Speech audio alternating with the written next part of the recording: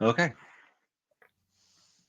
Hello and welcome to another episode of Workplace Wizards Podcast. And I'm your host, Arnell Smalley, along with our co-host, Gavin Wong. And today is our 24th episode, and we're going to talk a little bit more about emotional intelligence and how accurate is the assessments.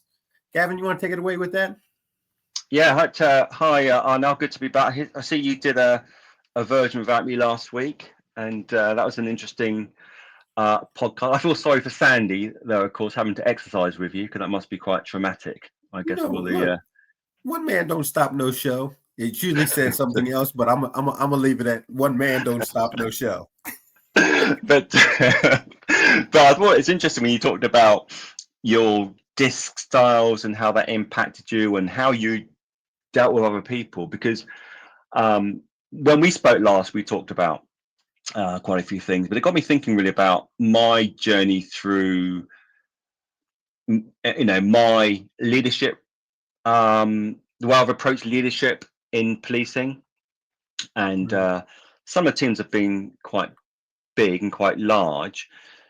But one thing that I've always been very conscious of is that I very much focus on people, and my view was that if I could develop people, make them better, build an environment which was fair and valued them, that performance would be inevitable. That I always knew that if I focus on people, that performance would be inevitable. And I wrote that down actually as a vision, which I used to put in my office when I first got promoted to the higher levels, and I kind of referred to that because it was important to me. Well, Actually, I exactly can. what did you write down? What was it exactly Oh that you man, wrote? I knew you were going to say that. I'd have to kind of the correct wording, but it's basically essentially along the lines of, I want to be an authentic leader, and I want to create a culture of fairness and valuing people, and that by developing people, then success will be inevitable. That's essentially what it was. I can't remember. Oh, I remember for next time. All It was a right. long time ago. It was a long time ago I wrote it, but that focus on people was important to me, and it always stayed with me when I went up through other ranks. That was, and I think I was relatively, actually, when I look at the teams that I did lead, I was relatively successful. Actually, or say the team were relatively successful. I think because of that approach. But what made me think about it was that why did that work for me, and maybe someone would take a different approach? Because a part of my training that I do now, we very much talk to people about being supportive leaders, about encouraging other people, giving autonomy, all that, those areas. And what I realized, my disc profile, actually, the behaviors I have are reflect that. So I'm a high S, okay, Yep. supported by high influence. So I do, I'm not worried about D, I'm very low. Okay, I'm not worried about outcomes at all. And that shows Results. in my profile. Yeah, I'm not worried about results. I do as a manager because clearly that's what I'm going to be measured. That's what I need to achieve. That's why I'm there. But to get there, I don't focus on that. I focus on the people and the processes and the and um, more than the task. Actually, Let me that's ask you a reflected question. in. Yeah, go on. Let me ask you a question. Did you know your disc style when you were the manager? No, no, I didn't come onto disc until the last year actually, when I became a leadership trainer and I was trained in to do disc assessments. So that's my introduction to it. But what was useful, well, that explained a lot about how I behaved and why Right. for me that worked. Now, other people might use to do different. Like as you described with Sandy, if we want to motivate you in the gym, I need to take a different approach for you than I do for Sandy. Right. Okay. So for me, that worked. For me, it worked really well. But when you look at disc, it's about our behaviours and how we ultimately choose to behave at work. But what informs that is our emotional intelligence. And what was interesting when I look at my own profile, emotional intelligence profile, I am naturally a very sociable person. I'm good at understanding emotion, empathy, and building relationships. So I think because of that, naturally, that pushed me into my behavior where I'm more about people and processes and that type of thing, because I can build relationships. I was very good with partners in terms of that local partnership, local policing scenario. So what I can see when I look at my personal experience is that understanding your emotional intelligence is quite key, because it does affect, I can see from my own experience that it affected my behavior. Right. Okay. And then because of that, if we know that with our teams, we can manage people and get the best out of them. Does that make sense? It does make sense. But one of the things that you mentioned was choice. Mm-hmm. It was like you chose to go, following your intention, following your style. Yeah. However, was it a choice, or was it just your natural way of dealing with people and handling things? Was it Well, really a choice? no, I think it's probably a bit of both. I think a lot of it is driven by that subconscious emotional Right. intelligence. Right. Absolutely, definitely. I think that was a big driver. What I would say, though, part of your behavior is that you can inform a lot of what you do. And for me, kind of knowing that was working, I probably focused on it more, because one, it's the sort of thing naturally I liked, but also I knew I was getting results from it. So I think it's probably a bit of both, but foundation of it was definitely from my emotional intelligence. That's what led me down that path. Because I do believe that you can choose how you behave. Some of that's Right. informed by subconscious, but we're conscious people. So I think you can inform that as well, because you can change your behaviors. That is true. That is true. And that's a lot to deal with self-regulating as well. When Absolutely. you recognize how something affects you, or Yes.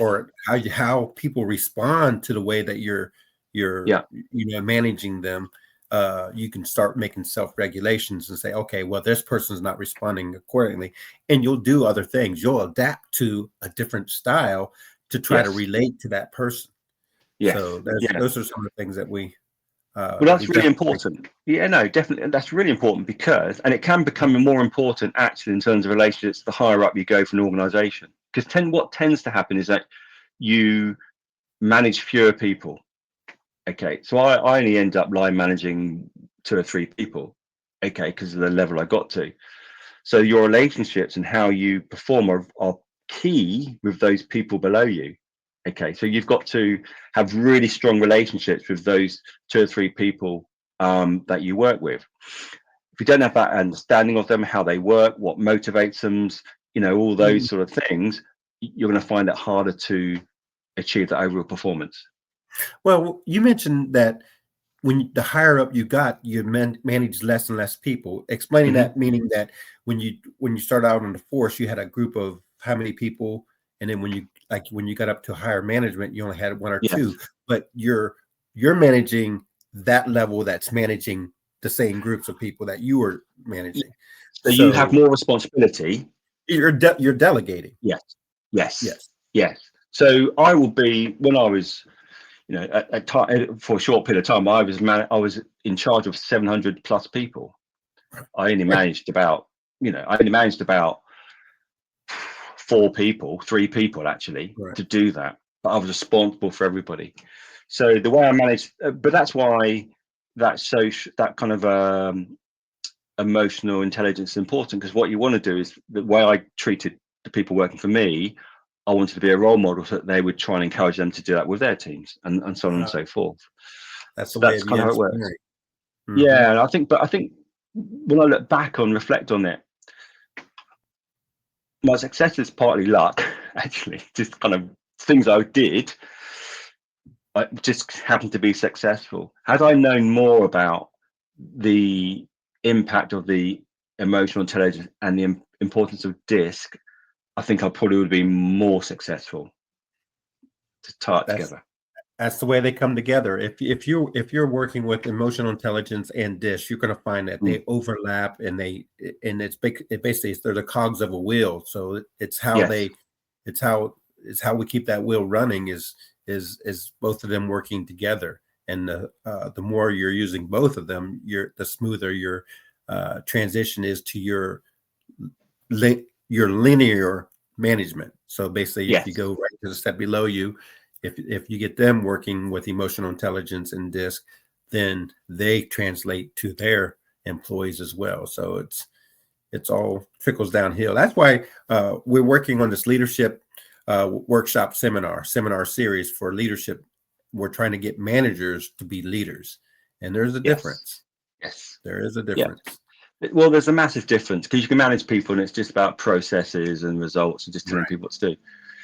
If you really want to be a good leader, then you've got to think about what your style is going to be and how you want to do that. And almost, a lot of things really about your legacy, how you want to be perceived, because actually it's quite important for me that when you just finish your career or when you end up, how you're perceived will reflect of how well you've done on some level. So I think it's worth thinking about those sort of things because Right. do you want to be seen as someone who's been authoritarian, or do you want to be seen as someone who's been supportive and help people through their careers and that type of thing? So yeah, hugely important. Yeah. The key to emotional intelligence is the definition of emotional intelligence. And that definition is to identify and understand and manage your own emotions Mm. and identify, understand, and inspire the emotions of others. Yes. So with that Yes. definition, that clears up exactly what we're talking about in this. So that's going to be a keynote to end on for this workshop, for this Workplace Wizards podcast. So, Gavin, with that, do you have anything else to add? No, thank you for the time. All right, man. We definitely appreciate you being on with us today. And this is another episode of Workplace Wizards podcast brought to you by Small World Solutions. If you have an issue, let Small World be your solution. You can contact us at smalley@smallworldsolutions.net, or you can give us a call at 754-971-7007. And with that, we'll say goodbye for now. Goodbye.